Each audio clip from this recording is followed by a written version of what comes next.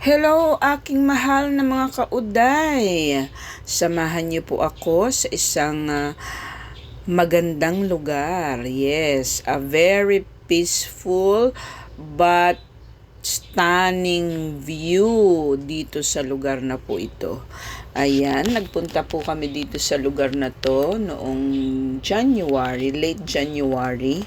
Ayan, para magsaksi sa isang talagang napakagandang God's creation. Napaka-windy, di po ba nakikita nyo yung sayaw ng mga dahon diyan. Malamig ang lugar. 10/10 ang food, 10/10 ang place. Talaga namang makakapag-introspection ka dito kung gugustuhin nyo po. Wala siyang ibang tindahan or whatever dyan. Sila lang talaga. Place nila siguro ito. The whole area is place nila. Napakaganda ng sunset. Ang iyong pong kauday ay hindi naman po ako fanatic sa sunset. Mas gusto ko noon ang sunrise. Kasi pag sunrise parang bagong umaga, bagong pag-asa. Yung tipong ganun na na-appreciate ko naman yung sunset. Kaso, mas na-appreciate ko yung sunrise, ika nga. Pero nung mga bandang July last year, nasaksihan ko, nasa Kalatagan kami noon, one day. Afternoon din, talagang naka-face kami sa dagat. Na-appreciate ko yung talaga naman napakaganda ng God's creation. Ayan, talagang hindi po ako makaget over sa mga magagandang lugar na ganito. Nako, kung gusto nyo pong puntahan po ito, subaybayan nyo po ang video ko. Isusulat ko po sa description below. Para naman po ay hindi lang ako ang makarating dyan, kundi kayo rin po. Ayan, 'di ba? Ang ganda ng sunset. Yung mga anak ko is talagang kahit mga bata pa sila, talagang na-appreciate nila. Ayan, yung kauday ay napapa-thumbs up talaga diyan. Super nagandahan talaga ako sa sunset diyan. At plus the ambience, plus the food, and super duper 100% nakasama mo ang iyong pamilya dahil kaming lahat ay nasasaksihan namin ang kagandahan ng God's creation, di po ba?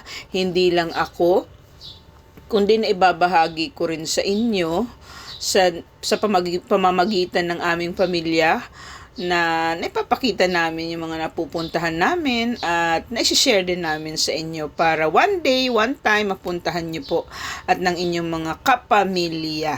Ayan, kumain kami dyan. Late afternoon kami nagpunta. 1 hour drive kasi malapit lang naman po kami.